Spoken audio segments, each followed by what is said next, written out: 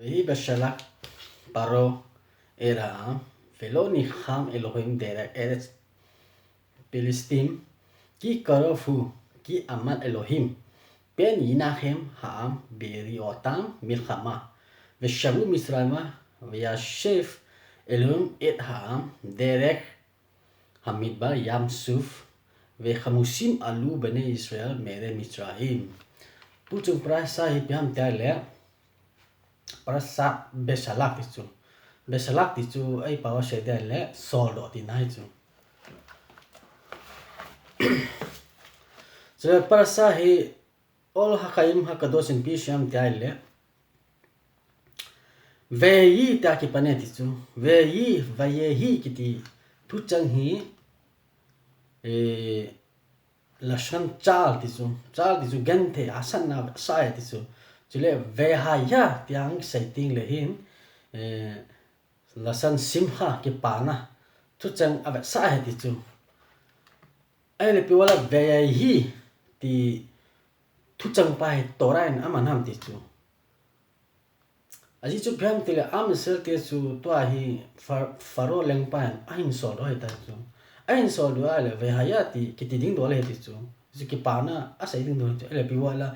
vehi ki pana hetela longkham na pa an sayam tisu aji chu mosin pham tile faro za chu am sel te soldo tan ta agngi chu asai ji tisu ai la faro pi an sai pi anu pi ji lo he tisu isu ke ma thu he tisu thilo si ke ma thu he ti la sai ji chu faro ya su pathinen pi bol ham tele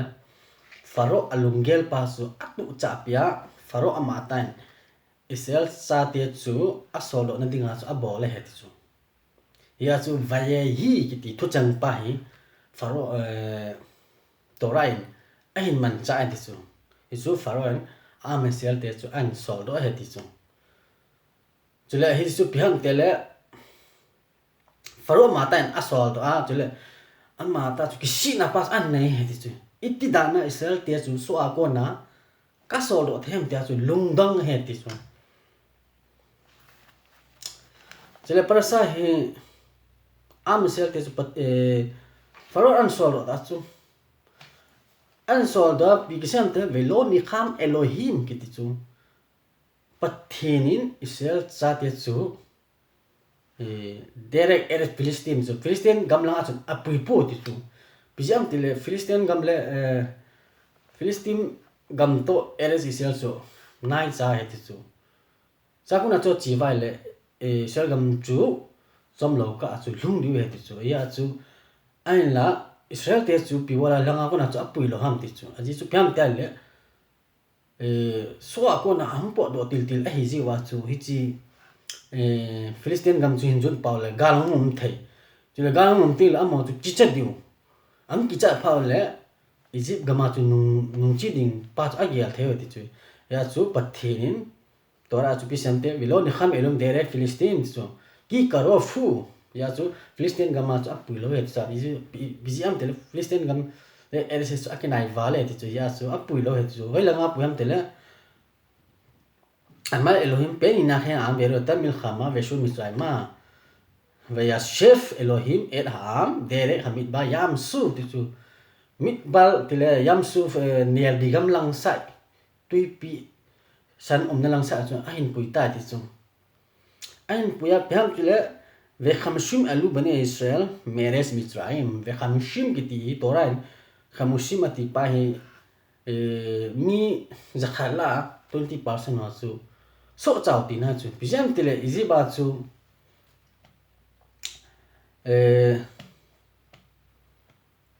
zakhala 20% ha la dang si chun pathena ta san la hung lo ti na chu izi gama athia hing am ti na he ti chu ele la ya hi mu ke so pyam tile veikal mosi et achamot yosef imoki hasbia hisbia tisu et bene Israel lemol pakko Yefkov Elom etchem vialite et achmota mize etchem am sel te chu izi ba ko na ang po do phat wa chu amo hin Egypte nei lago sanadang ka chu kisaboi ta ti chu ai la hi mosi ra be nu chu ipija ipi pena chu kisaboi ham ta na ma hi Yosef gule chang ho bu a kisaboi ti chu ichi gamara sota 13a and b sam ta le mosi chu kum somli amsel te adinga kohen apang he ti chu itilaman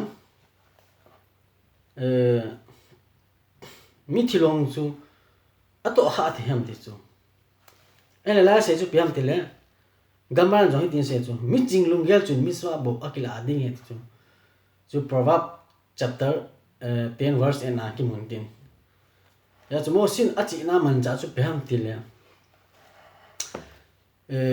mithilong khat chu koima abui pi di ta loi le chu met mitzwa ki ti chu he chu mosi ra bainun koima chan am sel ten Yosef thilong pa chu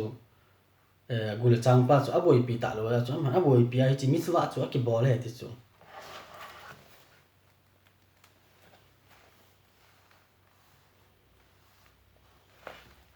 aji chu piam te Yosef in zong athi ma sanga chu am sel te za an bai la chu piam te la ka gul ka chang ho ne pu do de chu aji chu ni khol le hasemin la ko na hin pui do de tia na se de chu ni chu piam te tora pakot if kot ki tia chu redemption la dam na pa chu sai nai chu to ale am sel te zong tau chu ve shu mi shukot ve khanum bi atam shukor apon ang ke panovil bi atam mun kiti beketche hamit bal a chai na lang a chu akinga ta ve chu wadna la lifnei hem yomam bi amut anan lin khotam hadrek velela bi amut esh lehail lehem le lehet yomam velela te chu am sel te chu ang po do chu asem sekhina tile amut anan kiti mai bol lom pa hin amoi ain puyo ve ti chu lampi gps apang he ti chu ichi amut anan chu zan le ki khia ji ye ti chu khuwa jingka khuwa pan ni ha dingkon cha da hi amut anan hin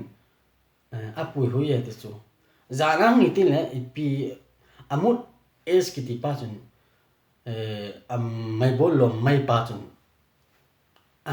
lampi chu a hil ki he ti chu hi su torch lai apang he ti chu zana hui mu la torch ki kho ha mo ichi amut es kiti pa chun torch banga chu lampi a kho pi he ti chu chule amani hi toran pisam te loya miss amut hi anan yo mam via muda es laila leaf ne ha am ti chu este ni loya miss tu kinga lo hela ki hel ne ti chu vesanan jingka na tong ho ang ke chale ni ha na tong ding ho ang pe pe ta banga chu amani ki hel zon lo jingka la chu amut anan om le ni ha khung jin le chu amut es pa chun a hel pe pe ti chu ya chu loya miss ati ti chu aba na pasu yu dele ra pi sante vai davel adna al moshi le mol dabel al bin israel pathe moshi ase tu am sel te zon sei pi un ti tu vai shvu vai khanu lifnei pi ha khidwa pi a khidwa ti pi ti kam asai nan tin ichi pi a khir mun a chun kinga han chu hai lam tela migdol ben hayam tu mol noi ki ka langa hu tuyama achi te ni ki ka chun kinga han ti asai pi tai ti chu len lai ba ha cha pon chu lam tela ba ha cha phone mun he ti chu lin khotam te khanu el hayam be mal paro lif nei ise ni vuhim faron ga mu ta ti sam sa te ki to la wa tui pi panga kinga au chu hem be are saga le hem achi o the da pu ti cha het ta ti chu is pa sa ma lungel chu ang ta ki ta ti chu le faro over daf akrem be da paro we khelo we adu mi chang ki ani adnai via su ken ti chu ya chu pathinin faro le anung ju chu alunga su ta anungan dal sai ti bijam tile ken le si chunga ke ma hasem pa kai ki ti pa chu ka hi ti pa ka cha de ti na se chu pathinin si pa chu ve gar le mele mi chang ki bara ham faro ya chu mi ang ki ni ti se chu am sel te chu iji wa kuna zamong ta ve ti nang se pi ti chu via fake le wa paro ve da el ham chipa chon faro la nungju ho chu alung ge long ta ke tai chu ma jo asinu ki silak nu et isya mi aden piti da na am sel te so akona zu il ha do tan tin ki sin an ne ki ta ve faro la nungju ho chu via shell et rekvo et amo le ka emo chu is fan chu faro in via shell chu thil ho ki gon ki nai chu hi chipa faro le nungju chu ang ki gong ta ve ti chu chule ve shale shim tu lam kai lu bo ngan chang ha tu an hang do chule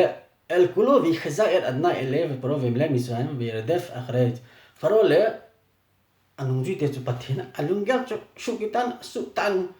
amesal tu andal sa da su bene israel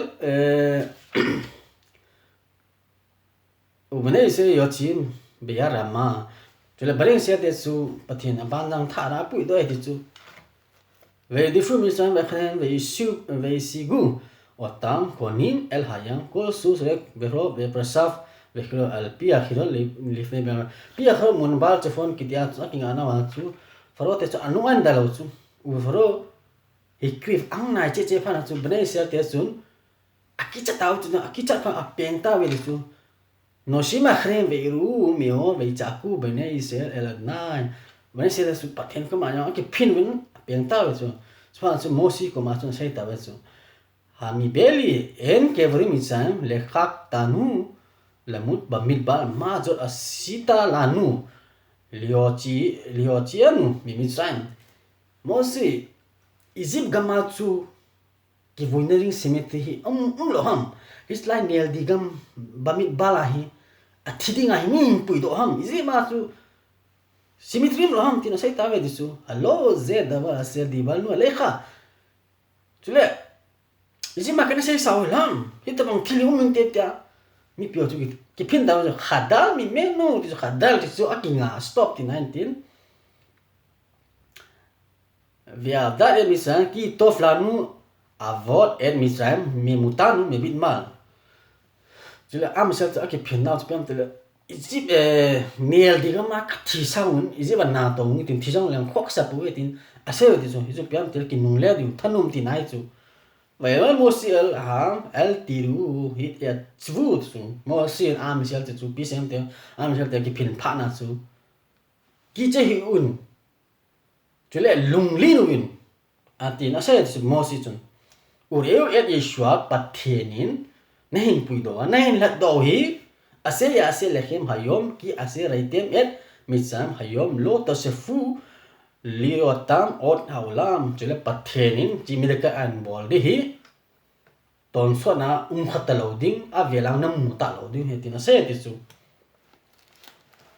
adena ila khem chule pathen ho dinga gala sade hi nai ti chu vi atem takrisun ti chu English power share dia lah just sit and watch ti tong chu ton lang den na mi tan ti nai so vai mal adna el moshi ma ti cha la moshi su am sa te ki phin pha su paten ma ga tau ki ti chu ata pha pi sem te double el bre se vai su ma ve ata herem et mate kha ti chu moshi tau te hin lang chule nang am sel te chu amalam anoding sai pilang chule nangin na ting go chu dam to lang tu chu vola chun tu chung kyong ka de chu ubi ka hu ti chu ubi ka hu ti chu a ki hong gra ti 19 vaya wo vne yesel be to khaya mi che ki hong ka tu ki ka chun am se ta pi gulai a chun lam gulai ta chun ang ta ve chu via ni ni mi khaze chule pathen ke man mi traim hole adang da ho cha bona lu ka su ta ding chule asa ko hina akan te lai pumi le chila ya cha anglu diwa ka bo le chu chi pha le chun ke me si chunga pathin ke ti chu a het de he ti chu al ang ta chu am se te chu tu ya chu ang khong ma chu am se tu laman jo wa le Egypt le faro le pa la anu jo an dal chu iswa pathin pi bolam te la Vaisha melekha Elohim pathin van til thina van tilin alam piu chu block abo ta chu halok lif nei mekhane Israel về lẽ khởi về sa amun ha anan Israel te apha ding kon wa chu amo ki ka chu amun anan chun block bol tai chu về mo akhrehem về wo ben me khane mi sa ben khane Israel ve anan ve ko sep ispan sun pathin mu athim sa tai chu và giá lệ halai la e lo graph e ze mu thim phana chu koi ma hi akinai tu the te po ti sum hiswas mo sin mu thim para chu và yan mo siet ya do e hayam và yo lek adna e hayam be wa kadim tu chu wala hui sa angin tu chu al le khan tai ti chu al le khana am sel te chu la ko na chu lam pi chu non ta zo ro ti chu hay là anh dal ho Egypt mi te chun an dal thelo chu pijam te le masanga chu amun annan in block abole dis belwa kadim azza kol halala ve shem hayom le khavra ve ikbeu hamayim ve yahu bne isya beto hayam ve basha ve hamayim lahem koma mi minam umi smola về để phú mi sáng về vụ chứ là tuy cho một tiếng bang tập bằng cho lăng lăng Colossus paro về bộ của prasap el to hayam về hi về amus về asmuret habakel về askef adna el mekane ichi zan khang kimat thil su oi tai ti sum asmuret habakel ti sum jingka khoba kon pa ko sai nan ti Egypt is ein da la su pathin ama tai an ve tai tu via skif adona di su amit tavat tina zo semin al maghrib misan via mut eish via nan via ham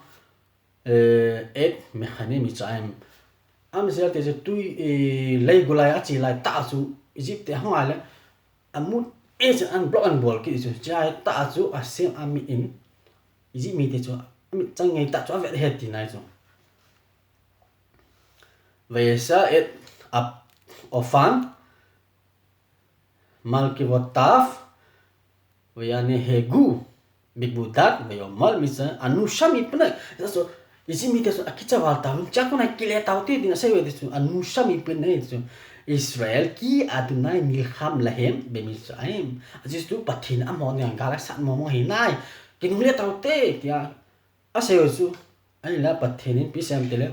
vậy mỗi lần một khi nhà tê để kha để haya vậy số mà em Israel Redbo là tiếng gọi là chụp tuy chụp nung vợ là chụp tuy chụp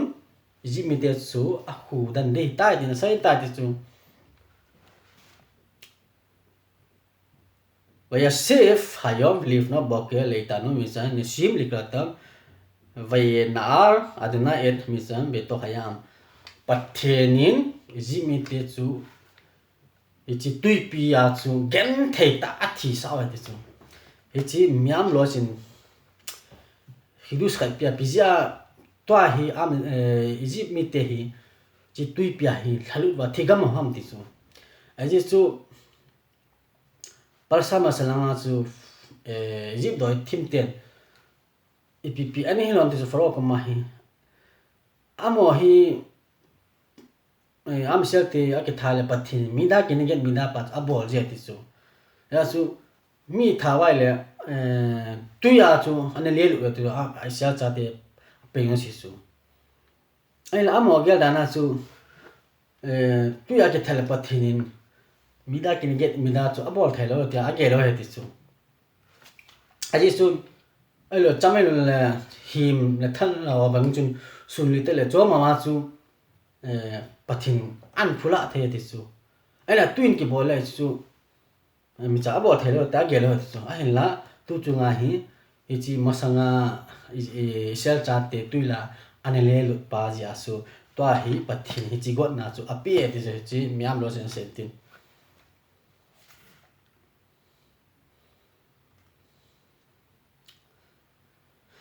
ale mi ji mi te chu tuila chu athigam se ta we tisu Loni sel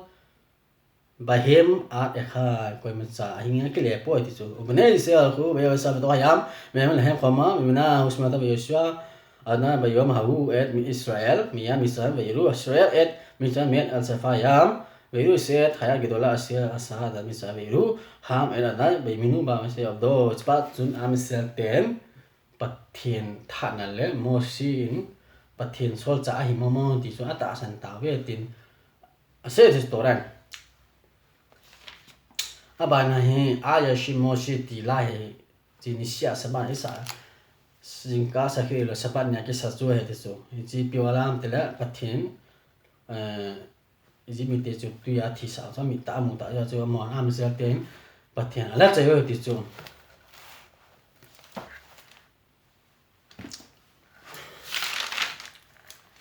Sele ichi ai sil kitila hi pathin ba choina la hi ai le cha ko nai sulhan arun lesson tilhat ai hilu me tu sulhan aru chapter 218 verse 4 na pi sem tele haro e makom se na sanes le ya hit ai no me vre tu su pi sem tele mi khat chun tilki dang miracle khat chu mi dang kha adia ki bols amuai le braha pai asai lo de ti so besana mun khara chu kaunga hele yudi khara da thil kidang khat asim abola ama pa chu ahin ko ahu do ahile kin hisu ka muah ya le braha chu ka sai lo ding ti na he so ai la se bena piam tela abal hu atsmo me vrek si asali nes de makom haze be kol yo chi ye de ho gam ken mi warkhim si asa nes le avi be makom haze pi senam dele so aman thilki dang chu amwa ma da ki bola hi le braha wang chu asai the ti chu le chi braha chu pi segam tele bro ta shem elokai no mele holam sia sa li nes be makom haze so le chi miracle mupa chun aso asila ten zong braha chu asai theo he ti chu aji chu piam tele asemin apa adia chu miracle anabol pi ji a he ti chu Jel aba hal kha chu piam tele 218 verse 5 na bisiam tele mi se na asanes lo ne shim harbe behegu le ya khat mikol hamakamot se na asa lo nesh charik lias kol sa hamakamot vehru kulam braka ai kha ti chu ichi piam tele mi khat chun muntina a chi na yo si kama ama dia miracle ki bol chu amwa hile braka asai ding abona chu tha sa ding he ti chu rasana India America Morocco Hodu Manipur miracle hoyo su agia lo tha ding ti na chu ai le do na chu ikidana example la chu 2020 to 2020 ai le 2020 miracle kamu chu itirana braha ka sai te ne 2010 langa miracle kamu yang su ka dia do nga ham ti su ibola to miracle kamu su masanglaya miracle kamu zo ka dia lo nga ham ji ve sana mi khachun ama da thil pha ki bol chu pachana apilwa hila ama chu alin lo ti na he ti chu chul asi me chaom po ti chu ai la pathen hi pa adia miracle adang abo na ji chu pi ham tile masanga miracle anbol pi masanga chu hi pa chun pathen ko ma ki pa thu asai ja chu nom la dale pathen athil pha bol man ja chu miracle adang dang nang chu abo be pi he ti chu hi chu pathen miracle abo be be jing ti na he ti chu ya chu na chi na yo sia chu miracle na tu chu masanga miracles hodang chu na gel do ding ti na he ti chu chuan chu misna berua sulhan ron hitina sai ki de chu na chi na mu na miracle na tua abana mun khana na tu kip jong le ba ha na sai thei kip ding he ti chu aji chu yam tla miracle ho chu ama man miracle thel ki dang poi mo ta nei so ke ti chu chule tehlim chapter 1:6 na pi siam tele hallelujah hodula shem ki tof ki lelam khas do chu hallelujah pathen ko ma ki pa thu se una ti chu aji chu piam tela man a phain chule ami ngai lu na jong hi ton so a hi ta sai chu ai la khazalo hi ta sai ki chu piam tele pathen ko ma ki pa thu se un aji chu aman ngai lu na a hi pi ting le chule ai hon jong ami ngai lu na chu imu ki dingo hi ta sai chu esu pathen thilphan wal pia ki pa thu na sai ting le aman a bela adang jong chu a hin pi ki ding ti na he ti chu cha cha sulhan arun pi sai kinam ta le chapter 219 verse 29 tin se chu bi kha chun pathen kama ki pa thu pa a sai dia hi le iti braha sai de ham ti chu yesu baro ta shen lai ku mela kholam ha gong mel le khaim to se gim lani kul tu ti chu yesu ai pa se dia le pi se ham ta le pathen dan chunga ngalu na pi thya a hi le aman te chunga zong thil pa ai pi ding hi ta sai he ti chu yesu he chu khan khan a chunga til so ho ja su ha sem chu a pa cha ki pa thu se ti chu yesu piam te ve san na naw noi zo hon ja sai chu le til si to so cha na nai ki cho adang dang ta chu hi chi pa chu ki se chu ai le braha ngai yo si chun i ti adon mu de han ti chu yesu vi ha shomim omrim ti chu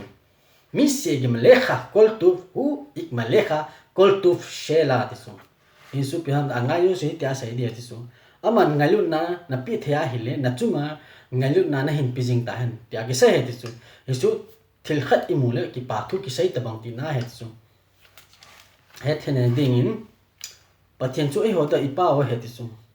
e ho chu ama de acha te ki he ti chu chuwa chu chapang khat chu apa ko ma ki pa thu se hele apa chun thil api be nu me he ti chu chula hi chi ta bang cha chu he chu pathian jong i ta chu thila bor ji ti chu ya chu e ho kha chunga jong chu piam tile thil phalo i bolwa mi kha chunga thil phalo wala la pathian chu za na respect bi ta ki pilo ta bang he ti chu ai la pathian chu thilo si chu ilungelo si chu he chu ke he ti chu